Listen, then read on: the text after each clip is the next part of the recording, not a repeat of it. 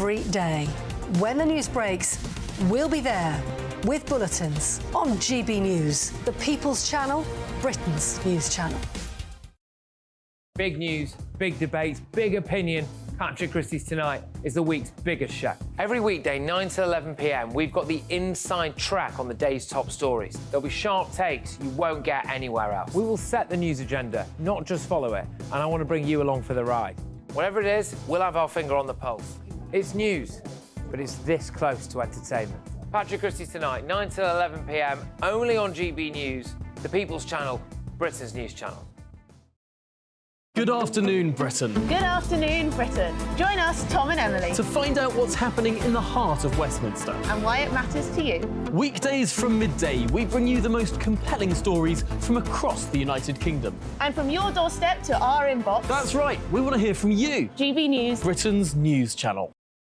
GB News, unlike other broadcasters, isn't obsessed with the London-Westminster bubble. We think there's a nation beyond the M25, and that's why we talk about the issues that matter across the land. Join me on State of the Nation, 8 to 9 o'clock, Monday to Thursday, on GB News. Daisy's listening, and you should too. I'm Andrew Doyle.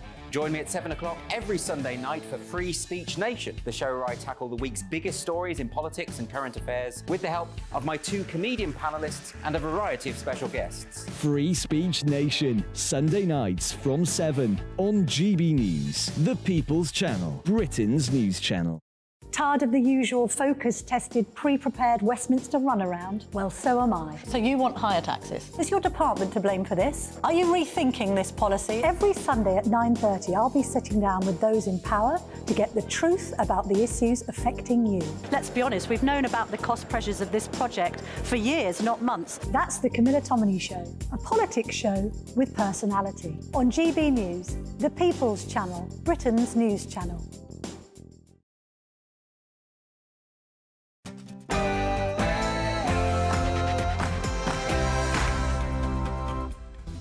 Hi there, coming up on the Saturday Night Showdown. The medieval tradition of duelling returned to the streets of London this week, but with ladders. Whig or woman, an MP is forced to apologise for misgendering one of her election rivals. And Doctor Who or Dr Woke, the BBC spark a row over the new casting of Isaac Newton. And a DJ is forced to apologise to 7,000 people for playing Wham.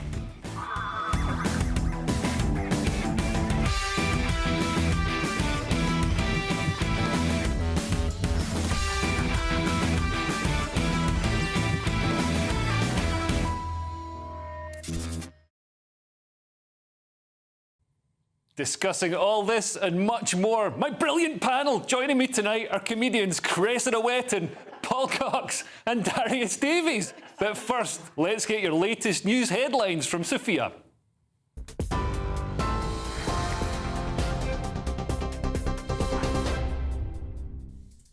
Good evening, I'm Sophia Wensler in the GB newsroom. A 16-year-old boy has been charged with the murder of Leanne Gordon, who was shot dead in East London on Tuesday evening. The boy has also been charged with the attempted murder of a 20-year-old man and a 16-year-old boy. He was also charged with possession of a firearm and possession with intent to supply Class A drugs. He will appear at Barkingside Magistrates Court on Monday. Met Police have arrested 2 protesters at a pro-Palestine march in London today and are appealing for the public's help to identify a woman. It's part of an investigation into a placard carried at the protest earlier today. The Met Police released an image on social media and have appealed for the woman to come forward. Thousands of people gathered to call for a ceasefire in Gaza. The Met Police arrested a man on suspicion of a racially aggravated public order offence for allegedly displaying a placard comparing Israel to Nazi Germany. A second man was arrested for carrying an offensive placard. UN officials say there's enough food aid available in Egypt and Jordan to reach 1 million people in Gaza amid fears of humanitarian aid collapsing. Under a new system, supplies could come to the Kerem Shalom crossing on the border between Israel, Gaza and Egypt for the first time. The UN says trucks need to be allowed to enter Gaza directly to alleviate an increasingly desperate situation in the enclave. Israel has so far rebuffed pleas from the United Nations to access the crossing. Deputy Executive Director of the World Food Programme, Carl Scow, says the operation is critical. We need Kerem Shalom to open. You know, yesterday I think we were trying to use Kerem Shalom for the first time for verification, but not for entry. We need that also so that we can have more order around the UN convoys coming in and to some degree separate them from the rest of the aid that is flowing in through Rafah. And of course, we need a humanitarian ceasefire so that there is the space and the operational environment inside to deliver to all those that need it and in a controlled and orderly way. And 5 coastal homes in an erosion-hit seaside community are being torn down today. Demolition work began on the clifftop homes in the village of Hemsby in Norfolk this morning. Great Yarmouth Borough Council said the decision was taken because the homes were not structurally sound and are unsafe after high tides and strong winds have been eroding the cliff. The feeling locally has been fluctuating from extreme sadness to extreme anger. This is GB News across the UK, on TV, in your car, on your digital radio and on your smart speaker by saying play GB News.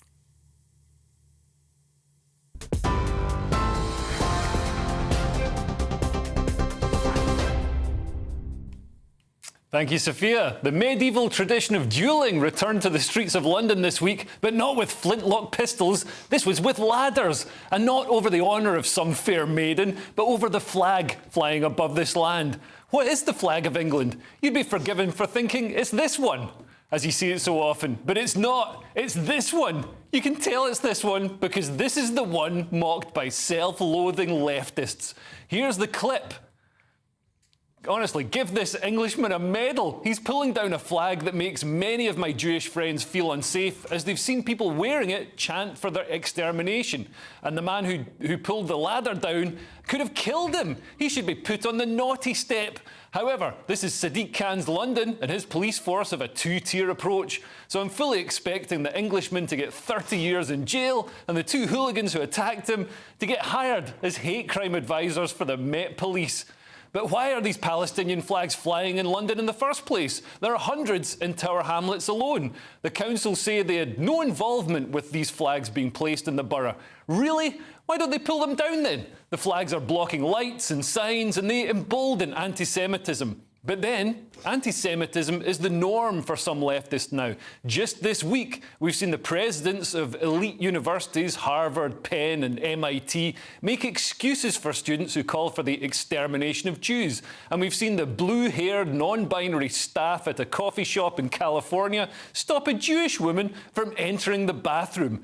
The coffee shop is pledged to send staff on diversity training. I'm sure that'll solve the problem. If only someone had sent Hitler on a 2-hour diversity awareness course. Think of the tragedy that could have been prevented. It's so weird to see the people who'd call you a Nazi for misgendering them blithely calling for genocide like they're at a Nazi rally in 1939. It's become a social media trend for these people. Anti-Semitism is this year's Ice Bucket Challenge, apparently. And people who were silent while Hamas raped and killed civilians on October the 7th are crying fascism and genocide because the Israeli military is detaining suspects. Won't someone please think of the raping, murderous, child-butchering terrorists? And look at the state of these men. I thought everyone in Gaza was starving. Well, I guess we all know where the missing aid rations have gone. It's not just Hamas, but also porky bosoms. I feel like Egyptian President Mubarak is still with us. And is that Palestinian President Mahmoud Abbas? It must have led to some confusion when someone asked, "Are you guys Fatah?" And they had to answer, yes. Left-wing journalists screech, "This is fascism." I mean, it's obviously not fascism. Fascism is a system of government and social economic control that exalts nation and race above the individual and that stands for a centralised autocratic government headed by a dictatorial leader, severe economic and social regimentation and forcible suppression of opposition. It more accurately describes the leftist establishment who co-opt big tech into the application of their severe hate speech laws to control public opinion and subvert democracy. These pictures from Gaza are some suspected terrorists with their tops off getting taken into custody. They're fighting-age men in areas where civilians are supposed to have been evacuated, and they have to take their tops off because of their tendency to wear suicide vests and blow people up. Something that seems to be missed by all the Western leftists who are acting like Hamas are Bambi's mum. I know there's pain and suffering on both sides, but that doesn't excuse flying a flag in London that causes pain to Londoners. Anyone who gets on a ladder and pulls one of these flags down takes a step up in my eyes.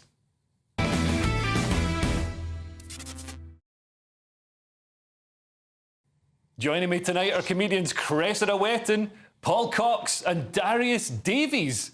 Have you been surprised that so many people on the left have been so anti-Semitic, Paul? No, because it's a cult, isn't it? And it's a cult against the establishment. They're not thinking about the context. So they're not thinking they're pro-Palestine because they understand the history and what's gone on with Israel and Gaza and the West Bank and all that sort of stuff. In fact, most of them, if you ask them, don't have any idea what's gone on. Yeah. They're seeing this through the binary vision of pro and anti-establishment, Israel being establishment and Palestine being anti-establishment, and therefore good. But it turns out that it's not quite that simple. How ironic that so many of these people are seeing it in a binary way, when they probably describe themselves as non-binary. Exactly. All this gender fluidity is missing in this argument. Yeah, and it's also missing in the Gaza Strip, where Hamas run a pretty tight ship regarding LGBTQ issues. Yeah, I don't think I'd fancy my chances there with another type of flag with lots more colours on it. I think you want to keep that here at Sainsbury's, where it's safe and welcome. That's where you want to take that flag. Yeah, I don't know. People keep calling for a ceasefire. It's like we had a ceasefire, didn't we? And it didn't really work out long term. So yeah. And Darius, I mean, I know you have some support for the Palestinian cause. That's right. That's right, I do. I'm not. What's the question? I watched that. I thought the ladder video was hilarious. Like this.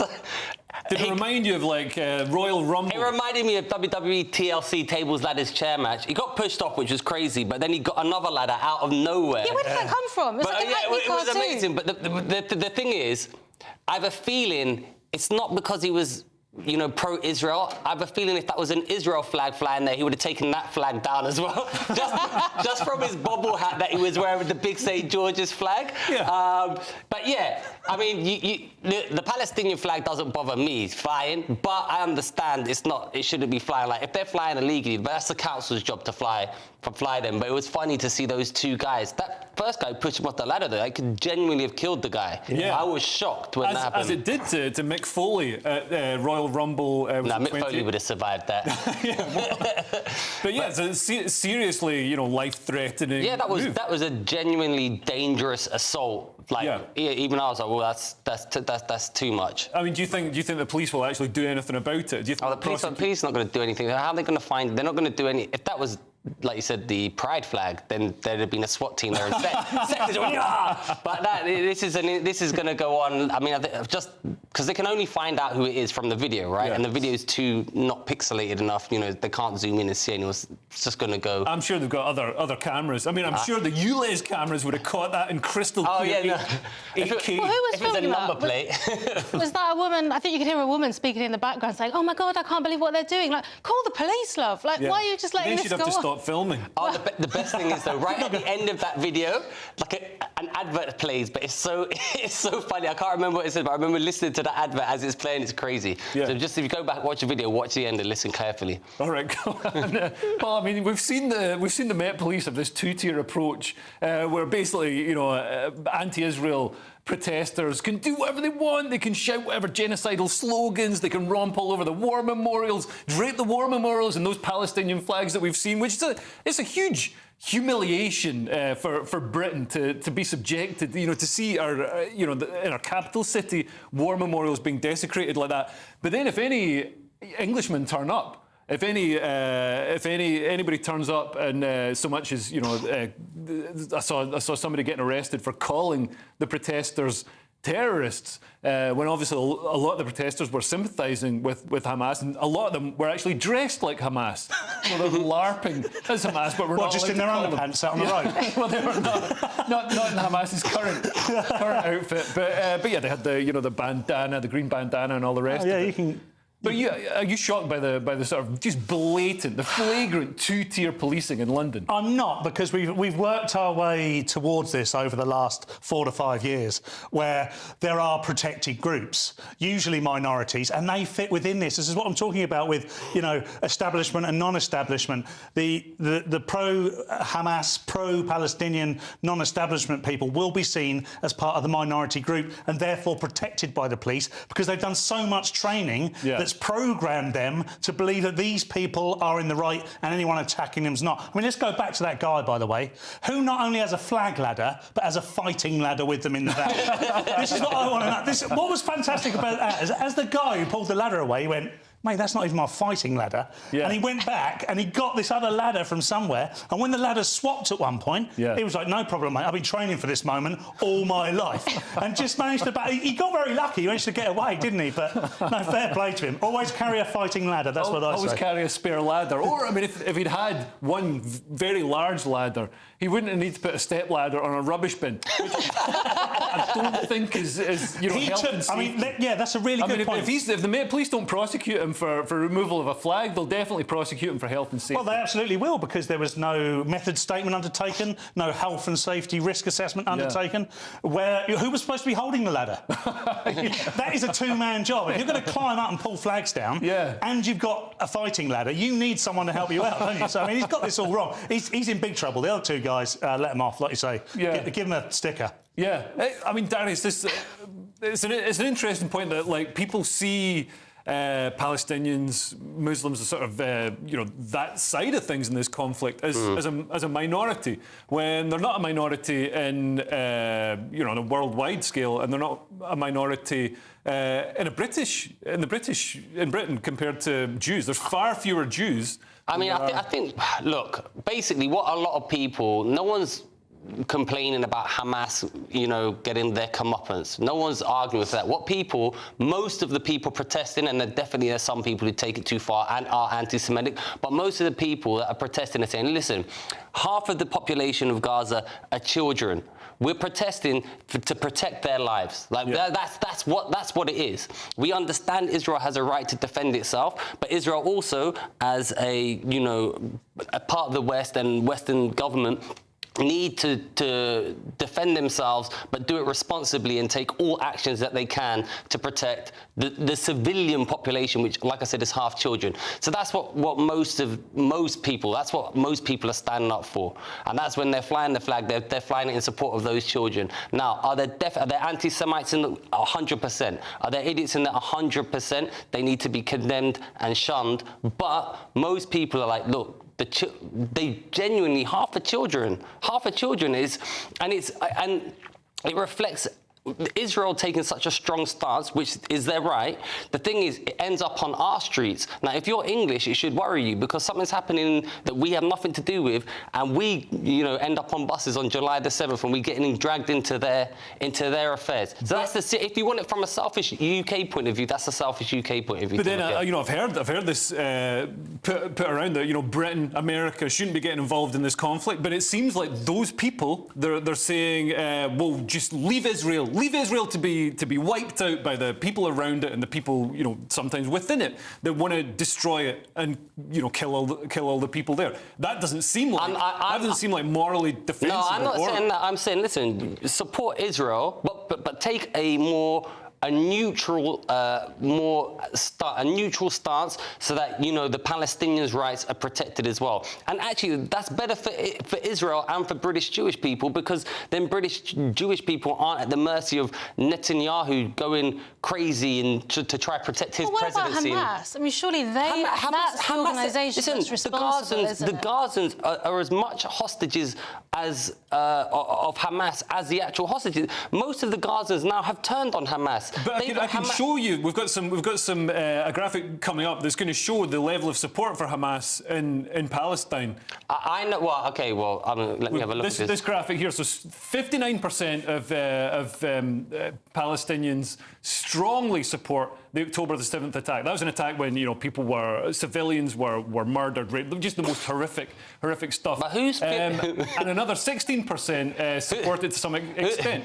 Who's filling out this? Who's filling out this poll? They've got methodology. There's bombs raining on their heads. Where's this poll being done? There's not bombs raining on everybody's heads all the time. You're telling me they're going through Gaza, going and going, excuse me, just wait while this bomb drops. Did you support the... That's not happening. Yes, that's lies. They went in Gaza. Why are they going in doing polls? Give them aid. They don't want to do your poll. And Hamas are stealing the aid, they're doing aid and they're still supporting Hamas at the same time. Come on, man. No, they've done this online, Darius, haven't they? Surely.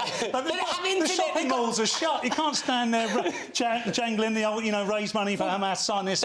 But what surprises me is so 75% of Palestinians support Hamas. I wouldn't be surprised. But what surprises me is I'd say it's about 98% of British woke people support Hamas. Yeah, but they're idiots. But they wouldn't say they support Hamas, would they? They'd say they support Palestine, which is Darius's point. People are saying, oh, think of the children. Yeah. But I don't know what else Israel can do other than give you fair warning and say, look, get out of the area. It's a lot more warning than Hamas. Cressida, here's the thing, right? Get out of the area, right? Let me tell you, right?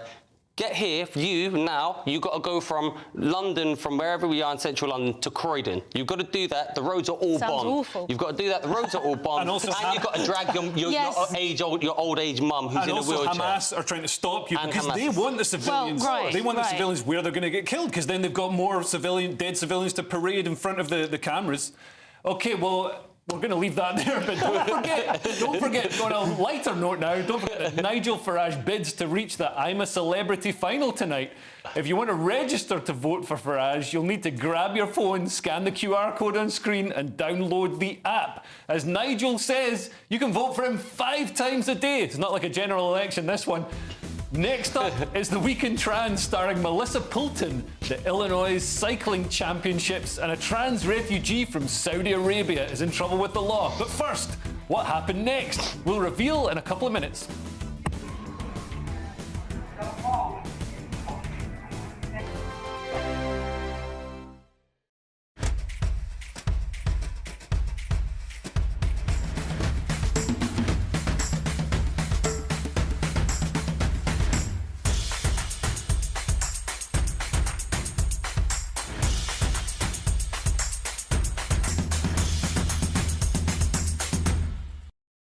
I think the most exciting bit for me is talking to people. People who I think are ignored often by the major news channels.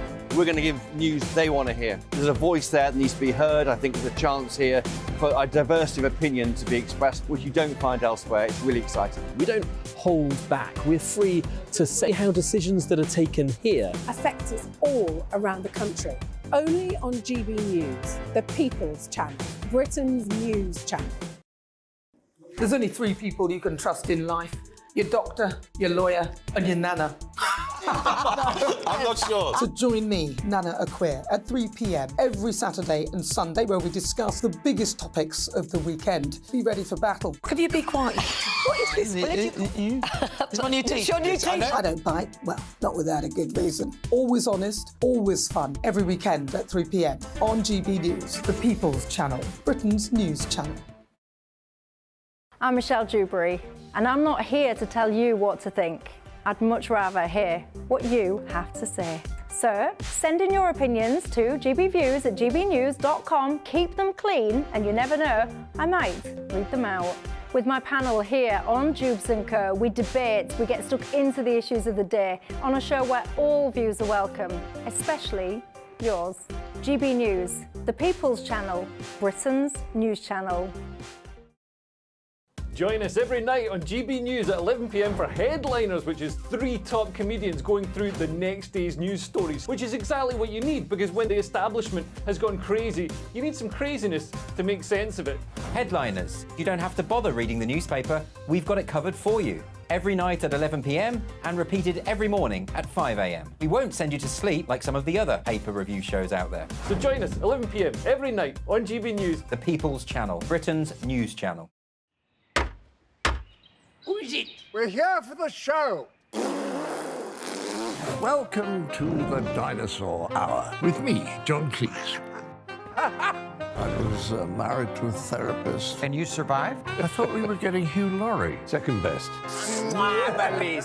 You interviewed Saddam Hussein. What's that like? I was terrified. I'm playing strip poker with you three. Oh! No, thank you. My CDs need to be put in alphabetical order. Are you going to be problematic again? The Dinosaur Hour.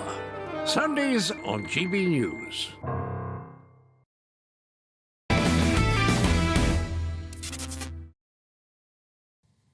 Hello and welcome back to the Saturday Night Showdown with myself, Leo Kearse. And right before the break, we asked what happened next. Well, here's the reveal.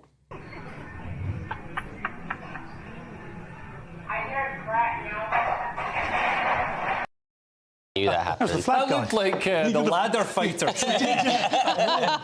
think people aren't learning the lesson. If you're going to climb up on something, don't put it on top of an unstable surface such as a table. To be fair, I think that chair was pretty stable. It just wasn't made for that type of weight. Wow. It wasn't 200 kilo level stable. Why are you filming yourself putting up Christmas decorations? The world's gone mad. It's so narcissistic. Maybe staged the fall. Yeah, maybe just for likes. Imagine that. Broken leg, but 200 likes. Well, it's time for the Week in Trans. Now, an MP has been under fire this week after posting a controversial tweet. Redditch MP Rachel McLean has been accused of transphobic behaviour on social media. Haven't we all? After liking a post on X claiming her trans political opponent, who you can see now, who's called Melissa Poulton, might not have been born with that name, it's not funny, is just a man who wears a wig. She then shared the post and replied saying, while the Greens don't know what a woman is, my Worcestershire neighbours, the people of Bromsgrove, certainly do. Well, since then, Rachel has apologised and deleted the comment. Quite right. Melissa Poulton is just as much of a woman as you or me, Rachel. Cressida, is Rachel right to apologise? No, Rachel never apologise. When are we going to learn? Apologies don't work, do they? It just makes it go on longer. Just don't apologise. Do a Leo Kearse. Say, no, I'm always right, and then just move on with your life. Do it again. But Darius, I mean, this that looked to me like a real woman. Which one was the trans? Scathing. I just saw two beautiful female politicians. Right. That's what I saw. Yeah. Absolutely stunning and brave. So. I mean, Melissa says she's transitioned. I'm not sure what from and what to. That's a massive spectrum of transition. I think she's just 0.3% along it, by the way. I'm from Dumfries. I've seen some scary-looking women, but that is not fooling anybody. Yeah, I mean, you know, what can you say? It's getting to the point now where I'm starting to get annoyed because... I'm glad you said annoyed there. yeah, I'm not aroused, that's for sure. Because I'm starting to wonder if I could be a better-looking woman than I am man. I keep seeing these people transition and thinking... I'm in the wrong market here. I know now that I'm, as a man, pretty much retired. But I could be a better-looking woman than that. I'm sure I can. And Rachel, by the way, don't apologise. Don't apologise. You can't apologise for pointing out that that's a man in a wig when it's a man in a wig. I would like to apologise for anyone offended by Paul's comments. Sorry, That's clearly a real... But we're getting to a point now, though, where she feels the pressure to do that because of the job she's in. Which one are we talking about? Not the Ninja Turtle thing. The Ninja Turtle. Ninja Turtle sounds like a toy you can buy, doesn't it? In Soho. I think she's got one of them. But you know, no, the MP, because of course she can't. She's supposed to be above all this. But when all this is mental, how can you be above it, beside it, in it? I mean, it doesn't make sense, does it? Someone shows you that picture and goes, "What do you think?" No, I think this is a sign. I've agonised over this all week. No, it's a sign that times are changing. Because there's a time when you'd been shown that, you would have said, "Beautiful, brave woman." The end. And now people are just starting to question that and say, "What about lesbians who don't?" She's a trans lesbian. What are you talking about? Well, that's the debate, isn't it? Darius is our woke correspondent today. Darius, you're more convincing than her. Anyway, yesterday, Greater Manchester Police revealed that a man and a woman were sentenced to a combined 16 years and 9 months in prison for their roles in the sexual abuse of a child. Naomi O'Brien of Ashton-under-Lyne received a total of 4 years and 3 months in prison. But as Twitter, or X's community notes revealed, Naomi's first name was Nathan. And Naomi is male, but has identified as trans for the last 10 years. The BBC News coverage of this story did not mention once that this person, who identifies as a woman and is now on the sex offenders register, was born male. I mean, Paul, this is getting ridiculous. I mean, this is... So the first thing I did in researching this, I'd seen this story earlier in the week, and I thought, do you know what, I'm going to have a quick look at it again to remind myself of the details. And the first thing I saw was a fact check from X that said, this story says it's a man and a woman. Yeah. There are only 2 males in this story. So X itself is saying, by the way, this information is not true. Yeah. However, what do you do? I mean, it's all right for us to sit here and sort of point out what we should and shouldn't do here, but we are not in a world where there is a baseline to work from. We used to be able to say there were 2 sexes.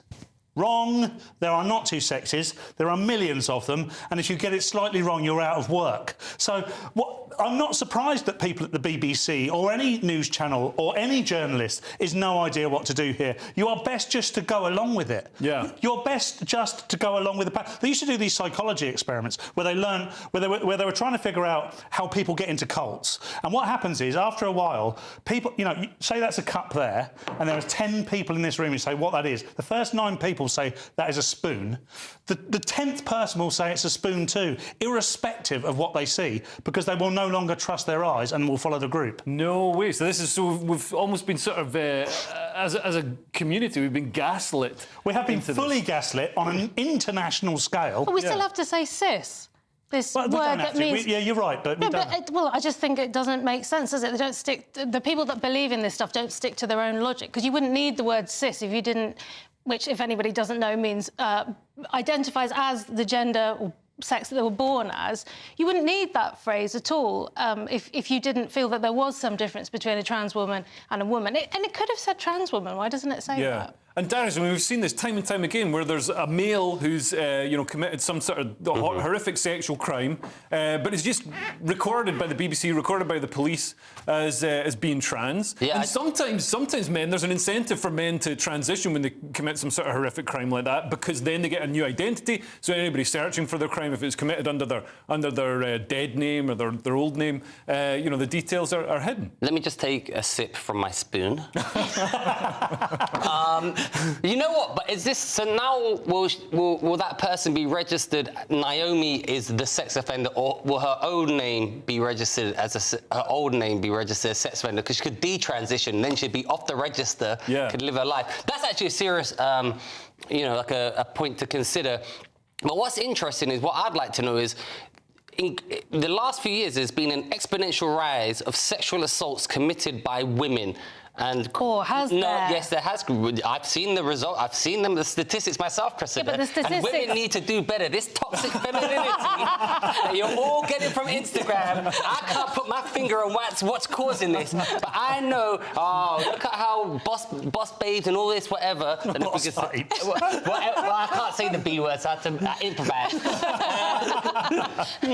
And this is what's happening. So I think you need to do better, Cressida. Well, I'll take that to our meeting and pass it on. It's like Adam and Eve, isn't it? We're getting the blame for someone else's mistakes. OK, well, we've got a Saudi trans refugee who received a £100 fine for enthusiastically brandishing a sign at the London pro-Palestinian protest, passionately calling for Israel to burn in hell. In a courtroom plot twist that could headline a comedy special, she claimed she stumbled upon the protest placard at a bus stop and, due to her language barrier, didn't realise that her sign was offensive. It looks like someone misunderstood the point of activism and instead thought of waving a placard around was just for the jokes. Well, Laura Davis found out that the placard party wasn't as thrilling as she thought. Her adventure took a nosedive when, to everyone's surprise, she ended up pleading guilty with the help of an Arabic interpreter to having caused racially, religiously aggravated harassment, alarm or distress. It seems that her crash course in sign language took an unexpected detour into legally confused land at London's Westminster Magistrates Court.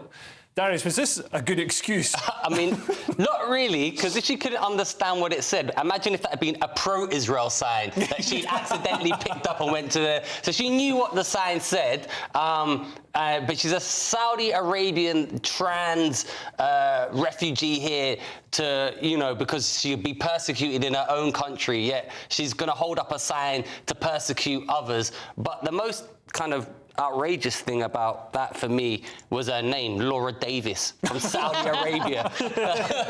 So that's Sheikh Mohammed bin Salman and Sheikh Hamla and Laura Davis. Like, it's not... it doesn't work. I don't know. I think there's a possibility she might not have understood it, because I don't believe that all the people in the pro-Palestine demonstrations necessarily appreciate the significance of all the signs they're holding up. So I don't know, it's possible. I'm not saying it's a good legal defence. Ignorance is no defence, but it's definitely possible. I mean, I think it's still probably the most informed protester at that parade. I've seen some shocking people getting the chants wrong, not knowing what the chants mean. It's ridiculous. Well, don't forget that Nigel Farage bids to reach the I'm a Celebrity final tonight. If you want to register to vote for Farage, you'll need to grab your phone, scan the QR code on screen, and download the app. You can vote for him 5 times a day. It's just like the US election. That's a joke. Did that to me in the last break. It's the Culture Corner featuring Isaac Newton, alleged sexual assaults at Magic Mike, and another university gone woke. But first, what happened next this time? We'll reveal in a couple of minutes.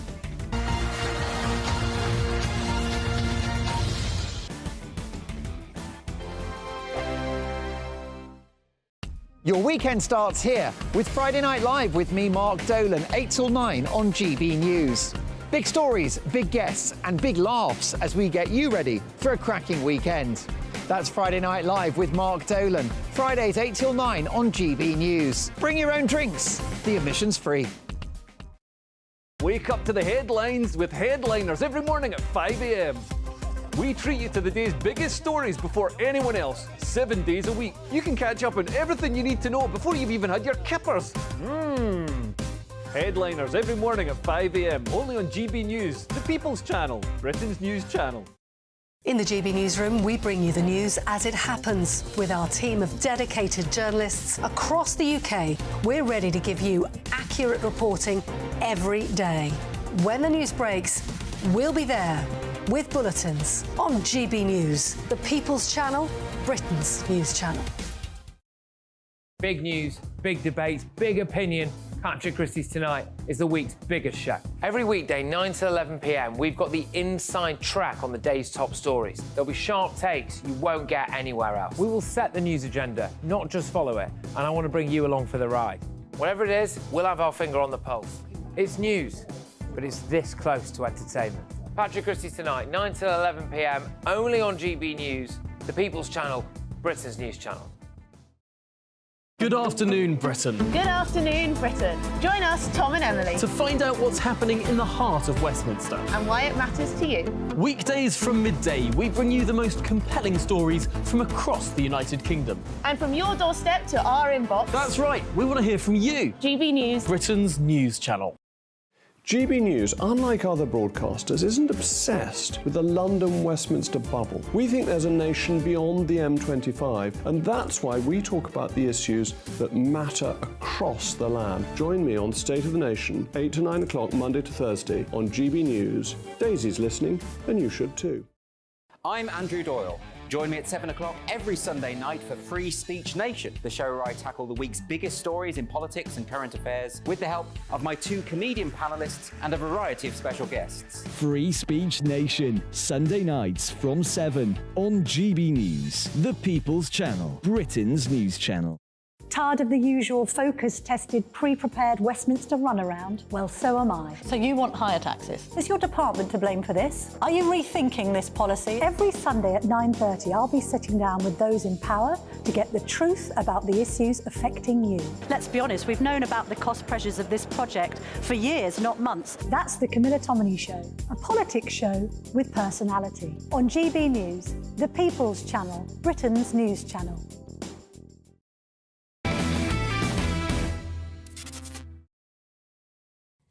Hello and welcome back. This is the Saturday Night Showdown with myself, Leo Curse. Right before the break, we asked what happened next. Well, here's the reveal.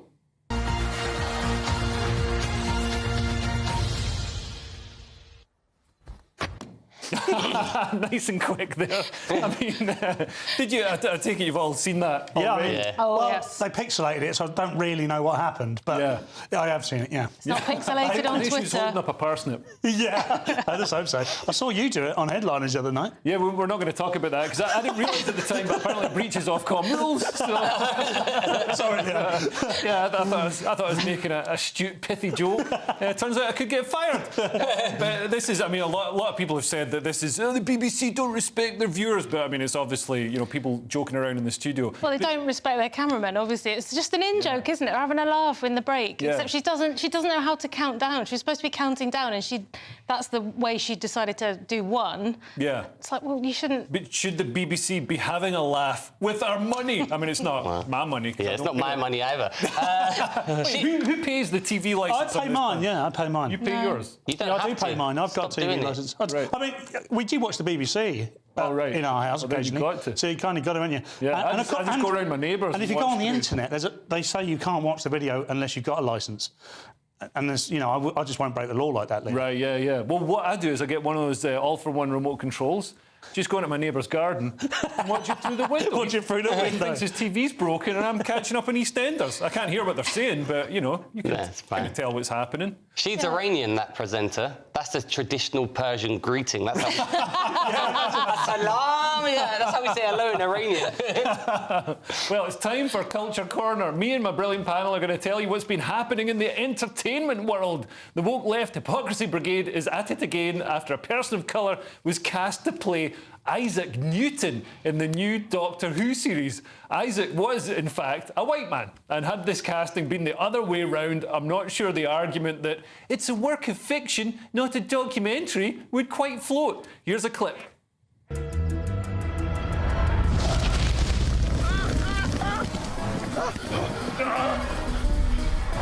Odds bodkins, what the devil?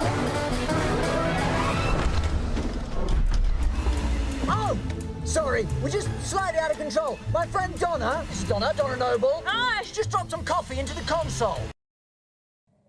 Cressida, is this like casting Daniel Craig as Gandhi? Well, I don't know about that. I don't know. Does it really matter? You know what would happen if... there are some times when the woke are very concerned that everybody playing the part they're playing should have the matching characteristics. And then there are other times when they're very keen for it not to match. I don't really mind. What's his acting like? Can the best guy get the job?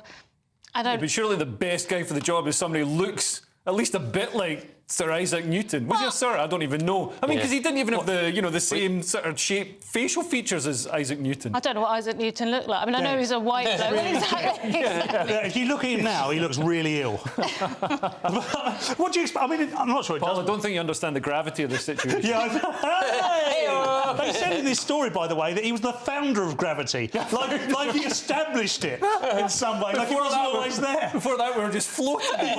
What a ridiculous thing to say. I mean, he's got a touch of the Meghan Markles about him as well. I wouldn't, if they hadn't told me he was a person of colour, I'd have had no idea. Right, yeah. This doesn't bother me, really. I mean, it's Doctor Who at the end of the day, isn't it? Yeah. This Doctor Who, they're ruining their own product. They're actively trolling. You can see they're actively trolling. Yeah. Because when they cast like that, they're going, they'll be Leo and Paul will be really annoyed about this. Yeah. And we are. But you know, at the end of the day, it's Doctor Who. I think it sends out a message, Darius, that the BBC is sort of saying, people of colour don't have any of their own history, so we've got to just make random parts of British history. Well, a couple of things. One, I actually got cast for that role, but I refused to shave my beard, so it went to this guy. Or woman, don't know. Yeah, it's just... Look, Doctor Who is going the same way as Disney. It's just going to be a flop. Everyone, I'm not a fan of Doctor Who, so do what you want. It's going to flop anyway. But this is going to be a flop of monumental of all flops. Every Disney film that has been released this year has been getting dwindling. They've gone woke and they're going broke. And BBC, this is why you're not going to get your license payers' money, and you're not. And this is Doctor Who, your main franchise. You're actively sabotaging it and killing it. Just write good black characters. Yeah, write new stuff. Yeah. Write new characters that or put good historical black actors in there, or historical black people in it. Somebody like that. Anyway, female theatre goers at a Magic Mike live show allegedly sexually assaulted staff, according to a complaint made to the police. Police were made aware after groups of tipsy friends were said to have stripped and handled... Sorry, I shouldn't laugh. Handled ushers and waiters, according to The Sun. The police are said to have dismissed the complaint. Cressida, would this complaint have been dismissed so quickly if the roles were reversed? Absolutely not. Absolutely. I have to say, I didn't realise that it was the extra staff in the venue that were...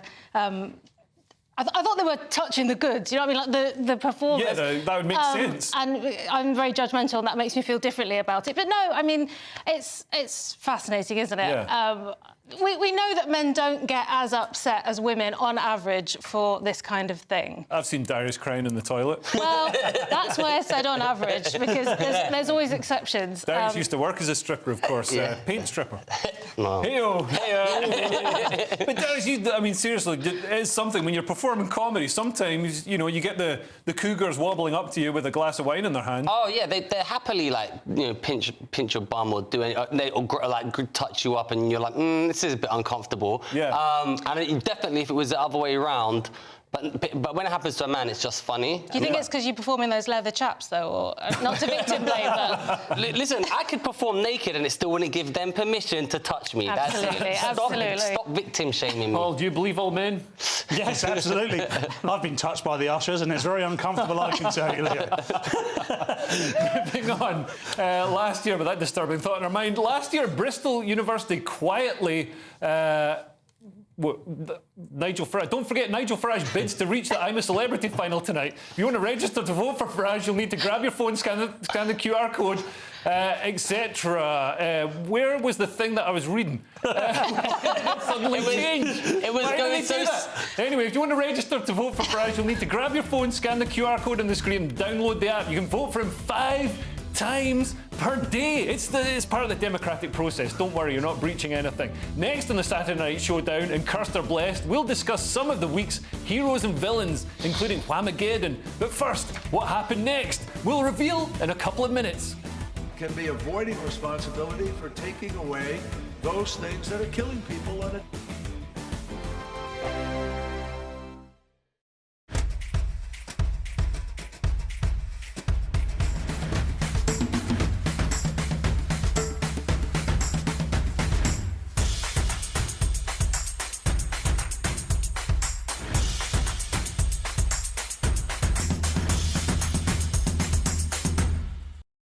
I think the most exciting bit for me is talking to people. People who I think are ignored often by the major news channels.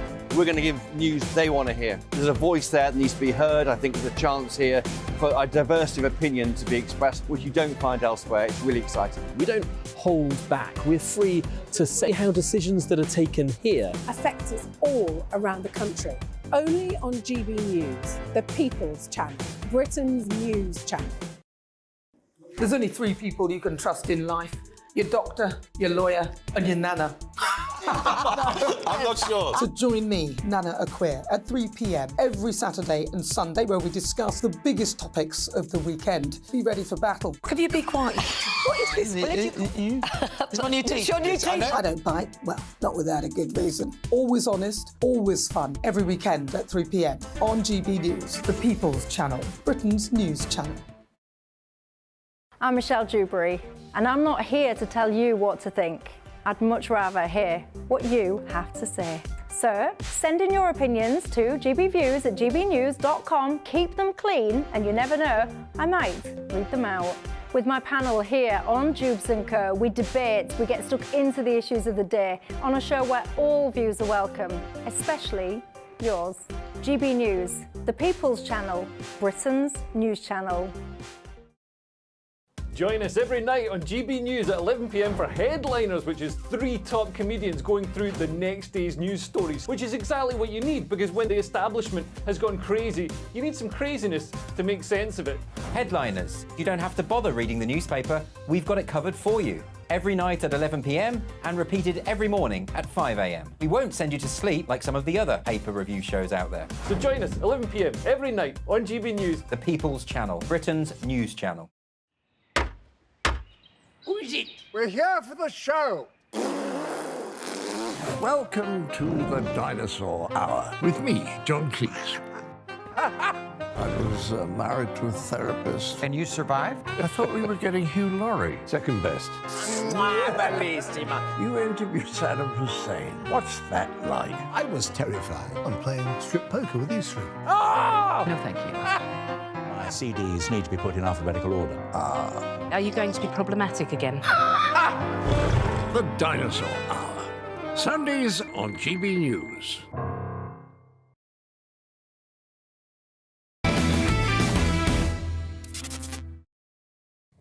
I'm Leo Carson, this is your Saturday Night Showdown. Right, before the break we asked what happened next. Well, here's the reveal. Can be avoiding responsibility for taking away those things that are killing people on a daily basis. And the daily basis. And I don't know if you caught that, but that was John Kerry talking, funnily enough, about emissions, climate emissions, and he let a little bit of methane go. He did a little fart, which is actually a highly noxious greenhouse gas, much worse than carbon dioxide. But I guess, you know, when you get to that age, you don't have the sphincter control you used to. Anyway, it's time for Cursed or Blessed. Me and my brilliant panel will look at 3 big names in the news this weekend and decide whether they go on the nice or naughty list this Christmas. Should they be delivered presents under the tree, or do they deserve a lump of coal? Let's start with Eddie Izzard. Cole. The former comedian who now sometimes self-identifies as Susie is standing to become the Labour candidate for Brighton Pavilion. Eddie, a.k.a. Susie, said on X or Twitter this week, "When elected, I will live in Brighton and make it my main home. I'm committed to being rooted in the communities I will serve. Brighton Pavilion, local MP." Now, I mean, he says he's going to make it his main home and he's committed to being rooted in the communities. But his main home, how many homes has he got? This is hardly a man of the people, is it, Chris? Yeah, I don't think Eddie needs any presidents. I think a lump of coal is more than enough there, isn't it? I don't know. I mean, it's probably the right place, isn't it? I'm sure he will be very happy there. And I'm sure the residents of Brighton will be very happy to have Eddie there as well. Do you think Brighton will go for him? Because he stood to get on the list, or stood to get elected in Sheffield last year. Yeah, he wouldn't have been able to live in Sheffield like that, would he? Let's have it straight. You know, he's basically dressing for the job he wants, which is to be the MP of Brighton. So, of course, yeah, good on you, Eddie. I mean, what does he do? He just does anything to become powerful in some way, and I find that quite terrifying. He's spent now what must be 5 to 10 years trying to get into power. Those are not the people you want in power. People desperate for power that will dress up like that. But so you think he's power dressing with those shoulder pads? Well, of course he is. I mean, who wouldn't employ a strong, powerful woman like that? But do you think... yeah, powerful is the word. Do you think... you say people who want power shouldn't have power. Do you think it should be like, being in politics should be like jury service? Well, no, I don't actually. I mean, that's a good point, because some people do want power and are good for power. But what I mean is he's done absolutely everything anywhere and pretended to be anything anywhere. Yeah. To get the job. Oh, so he wasn't wandering around Sheffield like that, was he? And to get into toilets as well. If there's a queue at the men's, he's like, I'm Susie, and gets straight in But I'm not sure we want people who don't want power. I'm not up for everyone gets a badge in politics, thank you very much. I want people who desperately want to get the job done. I want to see Darius have a go. Yeah, I want to have a go. That'll do. I wouldn't be happy if I lived in Brighton. What, we're your second choice because you flopped in Sheffield? Get lost. We don't want you either. That's not like, oh, because you're not good enough for Sheffield, suddenly you're good enough for Brighton. A dress doesn't make you a good politician. Next up is Donald Trump, the 45th president of the United States, hoping to be their 47th as well. Trump says that if he's elected as president again next November, he will be a dictator from day one. When asked by Fox News whether he's a dictator, he answered, no, other than day one. We're closing the border and we're drilling. After that, I'm not a dictator. After he killed all the people, there'll be nothing to dictate, so I'll be Looks like fine. he's going to have a big day one. Yeah, exactly. He's going to have a I'm huge starting to feel a day. bit sorry for Donald Trump, which is not a sentence that's ever very said. He's a bit like a comedian at a corporate event, because he's trying to... he is very much trying to get the audience going, have a bit of fun. I don't believe for a moment that the man thinks he's going to be a dictator. He is comedic in many ways. He knows how to play up to the crowd, and that's what he was doing there. If you are slightly worried about Donald Trump, that statement will worry you, though, however, because many dictators don't give up their dictatorship on day one, do they? They tend not to. I mean, Putin, for example. Yeah, he's really held on to that day one. Yeah, for 20-odd years. Yeah. But, I mean, do you think Donald Trump is a dictator? It's not scaring people. It's not, you know, Donald Trump, you can say anything, call him anything, and it doesn't scare people off. Because I think a lot of people are, well, democracy's failed us. You're not representing what we want. You know what? If I be slightly serious, everything they accuse Donald Trump of doing and being is what they do and what they are. They say, oh, he's a dictator. He's going to make investigations and throw us into prison. And they are actively doing that right now against him. So what they're actually saying is they're scared that he will do what they're doing against him, against them. Personally, I like Donald Trump. I find him funny. He's got good hair, hot wife, he's a billionaire. What more do you want? But the thing is, because of Donald Trump, and they're still obsessed with him today, he's not been in power for 4 years, and we're just turning a blind eye to all the terrible things that Biden is actively doing. And if you're on the left and you're woke, you should be ashamed of Biden, what he is doing right now, pulling out of Afghanistan, leaving all of the civilians, all of the women under the Taliban, supporting Israel. If you're on the left and you support Biden, that should be clicking in your own head. Just ransacking the country. You are actively poor. Inflation has gone through the roof. Biden is a hopeless president, but you can't say it because they just go, oh, but Trump. Yeah. Life under Trump, if you could deal with him eating a massive Taco Bell saying he likes Mexicans, right? And there was no war. There was peace in the Middle East. There was no war in Ukraine. Money wasn't worthless to you, and you could afford to buy your groceries. I like Trump. And I like him. That's it. He's on the nice list. So Darius still very much on the fence. Donald Trump there. But finally, quickly, we've got DJ Matt Facer. He was forced to apologise for playing Last Christmas by Wham, potentially knocking more than 7,000 people out of cult game Whamageddon. This is where players try to avoid George Michael and Andrew Ridgeley's 1984 hit for as long as possible before Christmas Eve, and are eliminated once they hear it. Don't worry, we're not going to play it. I mean, what do you think? Have you heard Wham Last Christmas yet?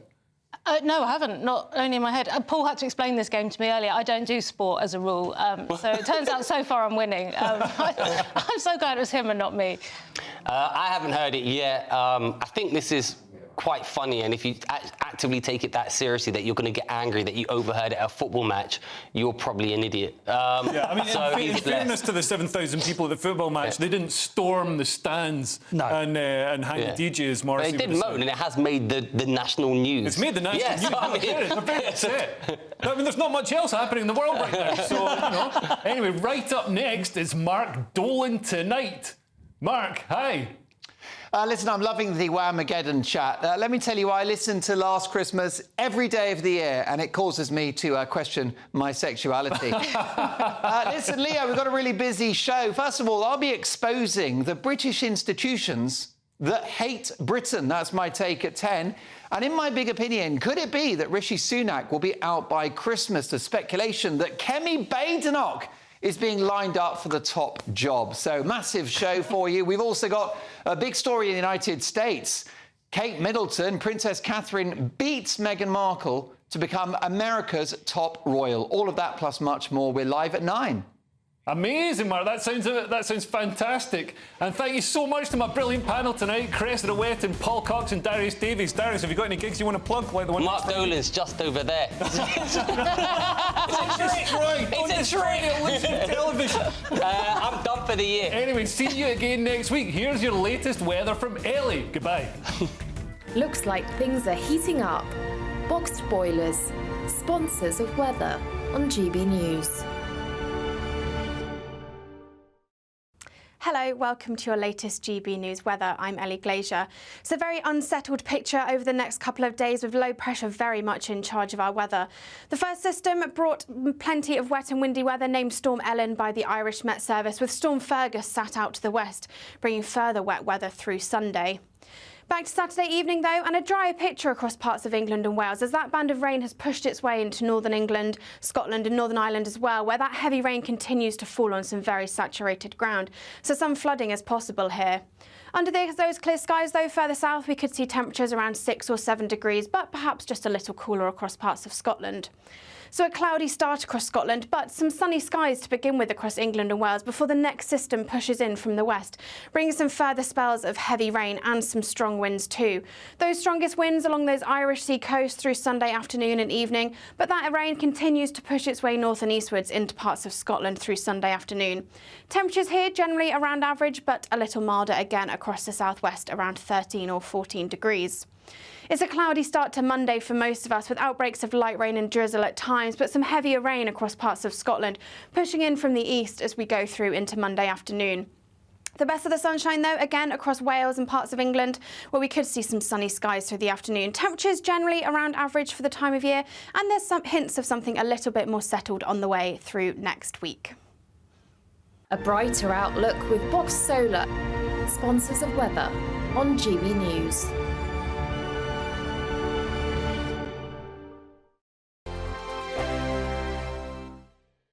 Your weekend starts here with Friday Night Live with me, Mark Dolan, 8 till 9 on GB News. Big stories, big guests and big laughs as we get you ready for a cracking weekend. That's Friday Night Live with Mark Dolan, Fridays 8 till 9 on GB News. Bring your own drinks, the admission's free.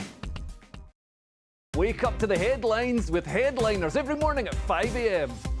We treat you to the day's biggest stories before anyone else, 7 days a week. You can catch up on everything you need to know before you've even had your kippers. Headliners every morning at 5 a.m, only on GB News, the People's Channel, Britain's news channel. In the GB Newsroom, we bring you the news as it happens. With our team of dedicated journalists across the UK, we're ready to give you accurate reporting every day. When the news breaks, we'll be there with bulletins on GB News, the People's Channel, Britain's news channel. Big news, big debates, big opinion. Patrick Christie's Tonight is the week's biggest show. Every weekday, 9 to 11 p.m, we've got the inside track on the day's top stories. There'll be sharp takes you won't get anywhere else. We will set the news agenda, not just follow it, and I want to bring you along for the ride. Whatever it is, we'll have our finger on the pulse. It's news, but it's this close.